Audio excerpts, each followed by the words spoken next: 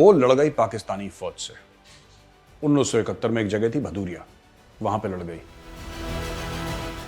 Normally जो attacker Bharat, Russia और Ukraine को यह कह सकता है कि दोस्तों हमारे स्टूडेंट्स हैं, $35 मिलियन जो कि रेजगारी या चिल्लड़ है, 30-35 मिलियन इनको गूगल को दोगे कैश? है तुम्हारे पास? सब्जी वाले को पैसे देने के लिए नहीं है, दूध वाले को पैसे देने के लिए नहीं है, गूगल ऐप। जय हिंद दोस्तों, मैं हूं मेजर गौरव आर्य और आप देख रहे हैं द चाणक्य डायलॉग्स। इस वीडियो को लाइक करिए, हमारे चैनल को सब्सक्राइब करिए और बेल आइकन दबाना बिल्कुल मत भूलिएगा। दोस्तों, इसके पहले कि मैं आज वीडियो की तरफ चलूं, मैं आप सबको आज शुभकामनाएं देना चाहता हूं। आज भदूरिया डे है। यह भी बता दूं भदूरिया डे क्या है। आज की तारीख में 1971 में एक नई यूनिट जो 1968 15 जनवरी को रेज हुई थी, 3 साल पुरानी मुश्किल से यूनिट, वो लड़ गई पाकिस्तानी फौज से। 1971 में एक जगह थी भदूरिया, वहां पे लड़ गई। नॉर्मली जो अटैक होता है वो अंधेरे में होता है, हमला जो होता है अंधेरे में होता है, और उसको आर्टिलरी का कवर भी दिया जाता है कायदे से। ये एक अनहोनी चीज हुई, एक अनहोना अटैक हुआ कि 1971 में ये यूनिट, इसने अपने से ज्यादा तादाद में दुश्मन, जबकि जब अटैकिंग फोर्स होती है उसको और ज्यादा बड़ा होना पड़ता है। 3:1 का रेशियो हम लोग प्लेन्स में कहते हैं, 9:1 हम माउंटेन्स में कहते हैं, पहाड़ों में।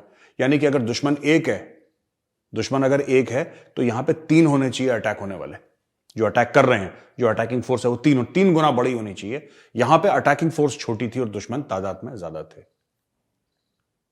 वो यूनिट थी 17 कुमाऊं, मेरी यूनिट है, और आज ही की तारीख 1971 में पाकिस्तानी फौज को खदेड़ दिया भदूरिया क्रॉस रोड कॉम्प्लेक्स। दोस्तों, हमारे बारे में लेफ्टिनेंट जनरल जगजीत सिंह अरोड़ा ने यह कहा है, आप जरा देखिए। जगजीत सिंह अरोड़ा साहब को तो आप सब जानते ही हैं, everybody knows who he is. उन्होंने हमारे बारे में क्या कहा, यह जरा देखिए। One of the bloodiest battle was fought here. It was primarily an infantry encounter fought on our side by 17 Kumaon. We suffered 55 dead and 71 wounded, while we counted 88 Pakistanis dead on the battlefield. Lieutenant General Jagjit Singh Arora, GOC&C, Eastern Command. तो दोस्तों, ये story थी 17 कुमाऊं की। ये story थी मेरी पलटन की, मेरी यूनिट की। तो आप सब को कालिका माता सुरक्षित रखे, संपन्न रखे, और उन वीरों के लिए जिन्होंने देश के लिए अपनी जान दी, पलटन के लिए, कुमाऊं रेजिमेंट के लिए, फौज के लिए, आपके लिए और मेरे लिए अपनी जान दी, उन सबको हम नमन करते हैं, उनको याद करते हैं। कालिका मां का आशीर्वाद उन पे और हम सब पे बना रहे। दोस्तों, आज का वीडियो है बड़ा इंटरेस्टिंग, और मैं चाहता हूं कि आप लोग ध्यान से सुने जो 2-3 खबरें आज की हैं। अच्छा, ये स्टोरी जो है, कर्ट कैम्बल है, व्हाइट हाउस का एशिया कोऑर्डिनेटर, उसने कल एक बयान दे दिया और यह बोला कि India is the most important bilateral relationship for the United States in the 21st century. India will not be an ally of the United States but will be another great power. ये inverted commas में कहा है। The fact is I don't know of any bilateral relationship that is being deepened and strengthened more rapidly than the United States and India over the last 20 years. India has a unique strategic character. It will not be an ally of the United States. It has a desire to be independent, powerful state, and it will be another great power. But I think there are reasons to believe that our strategic alignment is growing across the board in almost every arena. कहने की बात यह है कि Kurt Campbell जो white house में काम करते हैं, उन्होंने ये बोला है कि भारत जो है ना, ये अमेरिका का, जिसको कहते हैं ना कि जैसे एलाई बन जाता है, साथी बन जाता है, ये साथी नहीं बनेगा। भारत अपने आप में एक शक्ति बनेगा। भारत अपने आप में एक शक्ति बनेगा। और यह व्हाइट हाउस से एक बड़ा बयान आया है कि जिस तरीके से भारत ग्रो कर रहा है, जिस तरीके से भारत अपने आप को पोजीशन कर रहा है, भारत चाहता है कि उसकी विदेश नीति खास तौर से स्वतंत्र हो, इंडिपेंडेंट हो। और यह भारत ने कई बार करके दिखाया है। यूक्रेन में सिर्फ भारतीय नहीं आते पढ़ने के लिए दोस्तों, बाकी ठीक है, भारत तेल खरीदता है, भारत S-400 खरीदता है, अमेरिका से भी फायदा उठा रहा है, ये सब जो स्टोरी है ना, ये ठीक है। पर अगर भारत, रशिया और यूक्रेन को यह कह सकता है कि दोस्तों हमारे स्टूडेंट्स हैं, हमारे विद्यार्थी हैं, जिनको, क्योंकि आपके देश में लड़ाई हो रखी है, इनको निकलना है यहां से, युद्ध विराम कीजिए। और दोनों पार्टियां युद्ध विराम करती हैं भारत के कहने पे। इसके बारे में डिस्कशन नहीं हुआ जितना होना चाहिए था। लोग अक्सर कि भारत तेल भी ले रहा है, ये भी ले रहा है, लोग इन चीजों पर ज्यादा ध्यान देते हैं। मैं तो कहता हूं कितनी बड़ी बात है, दो देशों के बीच में युद्ध चल रहा है, खुला रॉकेट मार रहे हैं, मिसाइल मार रहे हैं एयरक्राफ्ट से, एक दूसरे के ब्रिजेस, बिल्डिंग्स, स्ट्रेटेजिक लोकेशंस को टारगेट करा जा रहा है, इंफ्रास्ट्रक्चर को। और यहां बीच में भारत दोनों देशों से रिक्वेस्ट करता है कि देखिए आप हमारे दोस्त हैं, हमारे विद्यार्थी फंसे हुए हैं, लड़ाई रोक दीजिए, इनको निकलने दीजिए, फिर आपको जो करना है करिए। और दोनों देश, रूस और यूक्रेन, जो कि एक दूसरे के, जिसको कहते हैं ना कि एक दूसरे के गले पे हाथ डाल रखा है इन्होंने, मरने मारने पे उतारू, वो भारत की बात मानते हैं। कितनी बड़ी बात है। ये क्रेडिबिलिटी से आता है। ये चीजें ना कमानी पड़ती हैं, ये ऐसे नहीं आती कि अमेरिका आपको सपोर्ट करता है इसलिए। अमेरिका से बोलो आप हमें क्या सपोर्ट करते हो, आप एक काम करो ना, आप रोक दो 4 घंटे के लिए लड़ाई। आप बोल दो, पुतिन से बोल दो, जेलेंस्की से बोल दो कि जी 4 घंटे के लिए लड़ाई रोक दो। 4 घंटे और 4 सेकंड के लिए लड़ाई नहीं रोकेंगे, हमारे कहने पे रोकी। क्यों? सोचने का विषय है। दूसरा जो पॉइंट है आज जो मैं बताना चाहता हूं कि जॉइंट हाइपरसोनिक व्हीकल ट्रायल्स ये इसरो ने सक्सेसफुली लॉन्च करी हैं। और ये यहां पे न्यूज रिपोर्ट ये कहती है कि Indian space research organisation ISRO on Friday successfully conducted a joint hypersonic vehicle trial along with the headquarters integrated defence staff. ये IDS, headquarters IDS. According to the country's premier space research agency, the joint hypersonic vehicle trial matched with the predetermined targets. अब देखिए साहब, ये hypersonic vehicle इन्होंने, इसरो ने successfully कर दिए और वहां पे आर्मी वाले थे। ये प्लेटफॉर्म है हाइपरसोनिक मिसाइल का, ये प्लेटफॉर्म है हाइपरसोनिक मिसाइल का, इसलिए फौजी वहां पे खड़े हुए थे, IDS के, इंटीग्रेटेड डिफेंस स्टाफ हेडक्वार्टर्स के लोग खड़े हुए थे, फौजी, जिसमें कि आर्मी, नेवी और एयरफोर्स वाले तीनों हैं, वो वहां पे खड़े हुए थे, देख रहे थे। और जो ट्रायल्स हमने करी, वो मतलब जो हमने सोचा था कि ट्रायल से ये नतीजे निकलने चाहिए, वो नतीजे निकले, ट्रायल सक्सेसफुल हुई। लुक फॉरवर्ड टू अ देसी, made in India, 100% indigenous hypersonic missile platform in the near future. ये राजनाथ सिंह जी हैं जो डिफेंस मिनिस्टर, उनका स्टेटमेंट आया कि government accelerated development initiatives in the north east, और जो लुक ईस्ट पॉलिसी है, एक्ट ईस्ट पॉलिसी में तब्दील कर दी गई, बदल दी गई। पहले लोग लुक ईस्ट कहते थे, वो कर दिया। अरुणाचल प्रदेश को 44,000 करोड़ दिए हैं, the highest among north eastern states. Assam को 38,000 करोड़, मेघालय को 12,500 करोड़, मणिपुर को 15,499 करोड़, मिजोरम को 6,664 करोड़, सिक्किम को 2,000 करोड़, त्रिपुरा को 12,426 करोड़ और नागालैंड को 3,235 करोड़। इसके अलावा IT और टेलीकॉम फैसिलिटीज के बारे में बात करी गई है, कोने कोने में पहुंचाई जाएंगी जहां पे नहीं है। अरुणाचल प्रदेश 2 लेनिंग हो रही है of a 1,465 kilometre stretch on the frontier highway. ये ministry of road and transport. अच्छा, ये ना, ये क्यों इंपॉर्टेंट, हम क्यों डिस्कस कर रहे हैं कि इतने पैसे इस नॉर्थ ईस्टर्न स्टेट को दे दिए? बहुत समय से, खासतौर से 1962 के बाद दोस्तों ना, ये एक माइंडसेट आ गया कि यार अगर चीनी अटैक करते हैं तो उनको बॉर्डर के एरिया में ऐसी सड़कें नहीं मिलनी चाहिए कि जो नीचे आने में उनको आसानी मिल जाए, क्योंकि चीनी वही सड़क इस्तेमाल करेंगे और फिर धड़ल्ले से बिल्कुल नीचे आ जाएंगे और हमें अटैक करेंगे। ये एक डिफेंसिव माइंडसेट था। इसके बारे में पहले भी डिस्कस कर चुका हूं। ये एक डिफेंसिव माइंडसेट था, यार चीनी आएंगे, ये करेंगे, वो करेंगे, फिर चलो अपनी खुद की सड़कें बर्बाद कर दो, अपना खुद का इंफ्रास्ट्रक्चर इतना बर्बाद कर दो। तो लोग जो थे वो नॉर्थ ईस्ट के लोग सफर करे थे वहां पे, जो मणिपुर के हैं, नागालैंड के हैं, मिजोरम के हैं, मेघालय के हैं, त्रिपुरा के हैं, अरुणाचल के, they have suffered a lot because of this policy of India. हमारी ये जो पुरानी पॉलिसी थी, चीनी आएगा, चीनी फौज आएगी, वो अटैक करेगी, तो उसके लिए जिंदगी खराब कर दो नॉर्थ ईस्ट के लोगों की, उनका बेड़ा ही गर्क कर दो। तो लद्दाख में भी यही करा था, बेड़ा ही गर्क कर दिया था उनका। अब जाके सरकार ने बोला है कि चीनी फौज आएगी तो हम देख लेंगे, जैसे गलवान में देखा, जैसे डोकलाम में देखा, देख लेंगे। धड़ल्ले से इंफ्रास्ट्रक्चर बन रहा है, धड़ल्ले से टॉप स्पीड पे इंफ्रास्ट्रक्चर बन रहा है। ऐसे ऐसे देखिए, तरक्की तभी होती है जब रोड जाती है। ये मैंने देखा था बस्तर में, जब मैं गया था, छत्तीसगढ़ में बस्तर है, वहां पे दंतेवाड़ा CRPF के साथ में 7-8 दिन था, हमने शूट करा था वहां पे। और वहां पे जो CRPF के ऑफिसर थे, कोबरा कमांडोज जो थे वहां पे, उनके जो ऑफिसर्स थे, उन्होंने मुझे एक बात बताई बड़ी जबरदस्त, क्योंकि उनको एक्सपीरियंस है उस इलाके का, तो जाहिर सी बात है वो एक्सपीरियंस से बोल रहे हैं। वो कह रहे थे कि जहां सड़क जाती है ना वहां तरक्की जाती है, जहां सड़क जाती है वहां तरक्की जाती है, वहां स्कूल जाता है, वहां पे अस्पताल जाता है, वहां पे यूनिवर्सिटी जाती है, वहां पे कॉलेज जाता है, वहां पे दुकानें जाती हैं, वहां पे घर जाते हैं, वहां पे मेडिकल सुविधाएं जाती हैं, सरकार की जो स्कीम्स हैं वो वहां पे जाती हैं, और वहां से नक्सलवाद भागता है। ये सीआरपीएफ के ऑफिसर्स ने मुझे बताया था। इसीलिए सड़क बनाने को नक्सली मना करते हैं। नक्सली कहते हैं मार देंगे तुम्हें जान से। और कई सीआरपीएफ वालों ने, जिसको कई सीआरपीएफ के हमारे भाई हैं जो वीरगति को प्राप्त हुए हैं उस एरिया में, छत्तीसगढ़ में, सड़क बनाते बनाते, तो रिवर्स माइंडसेट वही था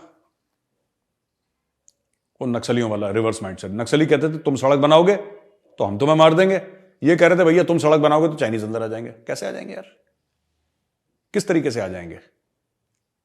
सेना को अगर आप ठीक से डायरेक्शंस देंगे कि this is what you want, it will always be delivered. इसमें डाउट क्या है, इसमें शक क्या है? अभी बन रहे हैं ना पूरे हजारों दर हजारों बिलियंस ऑफ यूएस डॉलर्स के प्रोजेक्ट्स इंडिया ने लॉन्च करे, खासतौर से नॉर्थ ईस्ट। और राजनाथ सिंह जी ने यही बोला कि यार देखो, लुक ईस्ट काफी नहीं है कि हम ईस्ट की ओर, पूरब की ओर देखें, एक्ट ईस्ट, इस पे एक्शन लो। तो ये जो चीज है, ये बहुत एक जरूरी चीज जो इंडिया में हो गई है, विच आई वेलकम होल हार्टेडली। हम तो पले बड़े हैं नॉर्थ ईस्ट में, 2-4 साल रहे हैं वहां पे, तो बड़ा प्यार है लोगों से। अच्छा, आपको सार्क के बारे में तो पता ही है। तो शहबाज शरीफ ने सार्क के बारे में यह बोल दिया कि एक जो प्लेटफॉर्म था ना सार्क, साउथ एशिया वाला, तो उसके लिए शहबाज शरीफ पाकिस्तानी प्राइम मिनिस्टर कहते हैं कि बड़ी मिस्ड अपॉर्चुनिटीज हैं, और सार्क का अगर हो जाता, क्योंकि इंडिया ने मना कर दिया था सार्क के लिए। मना क्या कर दिया? इंडिया ने बोला कि यार अभी India did not show any particular interest in SAARC. तो पाकिस्तान बड़ा स्पूक हो गया उससे, और पाकिस्तान ने बोला नहीं, Pakistan is ready to play its part for revival of SAARC. SAARC को दोबारा रिवाइव करने के लिए पाकिस्तान अपना किरदार निभाने को तैयार है, अपना रोल पाकिस्तान निभाएगा, ऐसा शहबाज शरीफ ने कहा। तो मैंने कुछ पॉइंट्स नोट डाउन करे थे यार शहबाज शरीफ के लिए, पाकिस्तानियों के लिए। इनको ना 30-35 मिलियन डॉलर, जो कि रेजगारी या चिल्लड़ है, 30-35 मिलियन इनको गूगल को देने थे पेड एप्लीकेशंस के लिए मोबाइल फोन के, जिससे पाकिस्तानी 10 किस्म के काम करते होंगे, फ्रीलांसिंग करते होंगे, रोजगार करते होंगे। इन्होंने वो पैसे नहीं दिए क्योंकि कहते हैं हमारे पास है नहीं पैसे देने। इन्होंने गूगल को पैसे नहीं दिए 30-35 मिलियन। कराची के पोर्ट में हमने कवर भी करा था कल परसों, कराची के पोर्ट में सब्जियां फंसी हैं, उस सब्जियों के पैसे नहीं दिए, कहते पैसे नहीं है हमारे पास क्योंकि डॉलर में पेमेंट करनी है। एयरलाइंस का भी हमने कवर करा था, एयरलाइंस को पैसे देने हैं जो बाहर की एयरलाइंस है ना, जैसे कतर एयरवेज हो गई, जैसे कि और ब्रिटिश एयरवेज हो गई, कोई भी बाहर की विदेशी एयरलाइन जो पाकिस्तान में ऑपरेट करती है, तो वो कहते हैं कि साहब हमने इतने पैसे कमाए हैं, अब ये पैसा हमें बाहर ले जाने दो, हमें अपने देश ले जाने दो। ये इंडिया में भी यही होता है, चाइना में भी, हर जगह ही होता है। पाकिस्तान के पास डॉलर तो है नहीं देने के लिए, तो उनकी भी चाबी लगा दी कि नहीं बेटा तुम पैसे नहीं ले जा सकते। वो कहते हैं साहब हमारी कमाई है। वो कह रहे हैं जिस मर्जी की कमाई हो, you can not take money out of Pakistan. उन्होंने, पाकिस्तानी ने उसको भी रोक दिया। ठीक है, अब ये झूठ क्या बोलते हैं कि सार्क को हम रिवाइव करेंगे, सार्क जो प्लेटफॉर्म है, सार्क को हम रिवाइव करेंगे। यार सब्जी के लिए तुम पैसे नहीं दे पा रहे, गूगल के ऐप के लिए तुम पैसे नहीं दे पा रहे, एयरलाइन के तुमने पैसे रोक रखे हैं क्योंकि तुम्हारी जेब में पैसे नहीं है। तुम्हें लगता है कि वो पैसे ले गए तो हम सड़क पे आ जाएंगे, सड़क पे हो और सड़क के नीचे चले जाओगे गड्ढे में। और बातें लंबी लंबी करते हो, रूस से हम तेल खरीद लेंगे, हम रूस से और रूस को पैसे चाहिए यार। इमरान खान भी झूठ बोल रहा था और ये शहबाज शरीफ भी, ये दोनों झूठे हैं। मैं आपको बताता हूं, जो पाकिस्तानी भाई बहन प्रोग्राम सुन रहे हैं, इमरान खान ने भी झूठ बोला था, शहबाज शरीफ भी झूठ बोल रहा है। आपके फॉरेन एक्सचेंज रिजर्व में पाकिस्तान की बात करो, अफगानिस्तान से कम है आज की तारीख में, उनके फिर 8.5-9 बिलियन है, आपके तो 6.5 पे आके रुक गए। और 6.5 में भी 3 अरब डॉलर वो हैं जो सऊदी अरब ने आपको दिए हैं कि देख तो लो बेटा, हाथ मत लगाना, देख तो लो, हाथ मत लगाना। उसमें चाइना ने, आपके है ही नहीं फॉरेन एक्सचेंज रिजर्व्स, आप टेक्निकली डिफॉल्ट कर चुके हैं। मैं उस पर बाद में आऊंगा। आप टेक्निकली डिफॉल्ट कर चुके हैं। डिफॉल्ट क्या होता है? डिफॉल्ट ये होता है कि भाई जो आपके जो कमिटमेंट्स हैं, financial commitments, you do not have the money for it. You do not have the money for it. आप लेन देन सही तो करोगे उसका। आप कहोगे नहीं साहब अभी वो सुकूक बॉन्ड्स थे, अभी तो हमने उसका $1 अरब दिया है। बिल्कुल दिया है, बिल्कुल दिया है, मैं मना नहीं कर रहा। पाकिस्तान ने एक आध दिन पहले ही उसकी पेमेंट कर दी, जो सुकूक बॉन्ड्स थे, जो उनको पैसा वापस देना था। लेकिन मैं ये कहना चाहता हूं वो पैसा क्या था? वो कभी पाकिस्तानी आवाम को बताया वो पैसा कहां से आया? जो $1 अरब दिया है उसके एवज में आपको कितना और देना पड़ेगा? पाकिस्तानी आवाम को कभी क्लियर कराए कि कितने लोन पे चल रहा है पूरा देश आपका? बिना लोन के इनकी बात नहीं बन रही। पता नहीं अजीब सी बातें करते हैं, हम रशिया से तेल लेंगे। ओ भाई रशिया से लो, आप चांद से ले लो तेल यार, पैसे तो होने चाहिए बंदे। इंसान बनो यार। आप किसी से भी तेल लो, वो ठीक है आपके पास रिफाइनिंग फैसिलिटीज नहीं है, आप झूठ बोल रहे हैं, वो मैं उस टेक्निकल चीजों में नहीं पढ़ना चाहता। ठीक है, आपके पास रशियन ऑयल रिफाइन करने की फैसिलिटी नहीं है, क्या करना उस तेल में? चंपी लगानी है, पूड़ियां तलनी है उसमें। गाड़ियों में तो डाल नहीं सकते हो तेल रशियन, पर कोई बात नहीं, क्योंकि इमरान खान ने झूठ बोल दिया तो इनको भी झूठ बोलना जरूरी था। शहबाज शरीफ को इमरान खान ने बोला मैं तो डील करके आ गया था, मेरी तो बात हो गई। कागज दिखा दे भाई, कागज दिखा दे कि डील करके आया था, कागज दिखा दे सबके सामने इमरान खान, या कागज दिखा दे शहबाज शरीफ कि हम तो डील करके आए थे रशिया से। सब झूठ बोलते हैं और पाकिस्तानी खुश हो जाते हैं। जो पीटीआई के सपोर्टर हैं वो नाच रहे हैं सड़कों पे, कुर्ते फाड़ रहे हैं अपने कि खान ने तो डील कर ली थी रशिया के साथ। खान ने कुछ नहीं करा था, खान के पास भी पैसे नहीं थे, खान भी फुक रहा था, शरीफ भी फुक रहा है। वो पैसे नहीं है यार, रशिया को कैश चाहिए, दोगे कैश? है तुम्हारे पास? सब्जी वाले को पैसे देने के लिए नहीं है, दूध वाले को पैसे देने के लिए नहीं है, गूगल ऐप के लिए पैसे देने के लिए रशिया से तेल खरीदेंगे और सार्क को दोबारा जिंदा करेंगे। आपके पास सिर्फ एक चीज है, लंबी लंबी छोड़ना। ट्विटर के बेताज बादशाह हो आप लोग, और कोई आपके बस का है नहीं बात, और अपनी कौम को झूठ बोलना। राइट? तो ये हो गया दोस्तों। और इसके अलावा आप ये देखिएगा कि ये जो एयरलाइन की बात थी ना, ये एयरलाइन की बात मैं आपको बताता हूं, ये 225 मिलियन है ये बात एयरलाइन की। मैंने अभी आपको बताया ना कि एयरलाइन के फंड रोक दिए थे, बाहर की एयरलाइन, कतर वतर एमिरेट्स, जितने भी बाहर वाले पाकिस्तान फ्लाई करते हैं, ये $225 मिलियन है। भाइयों ने रोक दिए यार $225 मिलियन। $225 मिलियन रोक दिए। ये एयरलाइन से कह रहे हैं कि तुम्हारा पैसा है लेकिन तुम वापस नहीं ले जा सकते अपने मुल्क, you can't take that money out. रोक दिया, ब्लॉक कर दिया भाइयों ने। और वहां पे त्राही त्राही हो रही है कि साहब हमारे पैसे, क्योंकि भाई एयरलाइन तो it's run on profit basis. आपने उनकी पेमेंट ही रोक दी, वो पैसा ले नहीं जा सकते बाहर। ठीक है, जब सब्जी का पैसा नहीं देने को है तो हवाई जहाज कहां से पैसा दोगे? सो ये देखिए 225 million in blocked airline funds, Pakistan among top 3 on IATA's लिस्ट। आईटा जो होता है, आईटा की जो लिस्ट है उसमें श्रीलंका के साथ पाकिस्तान है और एक दो और मुल्क हैं, आई थिंक अल्जीरिया और लेबनान के साथ उनके हैं। बट पाकिस्तान के देखिए $225 मिलियन पाकिस्तान के ब्लॉक्ड हैं, जो पाकिस्तान ने ब्लॉक कर लिए। बांग्लादेश ने 208 करे हैं, लेबनान ने 144 करे हैं और अल्जीरिया ने 140 करे हैं। तो मैक्सिमम पैसा जो रोका है वो पाकिस्तान ने रोका है दोस्तों। अब आप समझ लीजिए ये सब चल रहा है, लेकिन रशिया से तेल भी खरीदना है, हिंदुस्तान को आंखें भी दिखानी है, दुनिया पे राज भी करना है, लाल किले पे सब्ज परचम भी लहराना है, सब करना है। जेब फटी हुई है, जेब फटी हुई है, नंगे पैर चल रहे हैं, शर्ट पे 15 जगह रफू हो रखे हैं, 4 बटन टूटे हैं, बावले जैसे घूम रहे हैं, लेकिन दुनिया पे राज पाकिस्तान को करना है। थैंक यू दोस्तों, ये वीडियो देखने के लिए। इस वीडियो को लाइक करिए, हमारे चैनल को सब्सक्राइब करिए, बेल आइकन दबाना बिल्कुल मत भूलिएगा। मैं जल्द आऊंगा एक और वीडियो लेके। जय हिंद, और हां, कालिका माता की जय।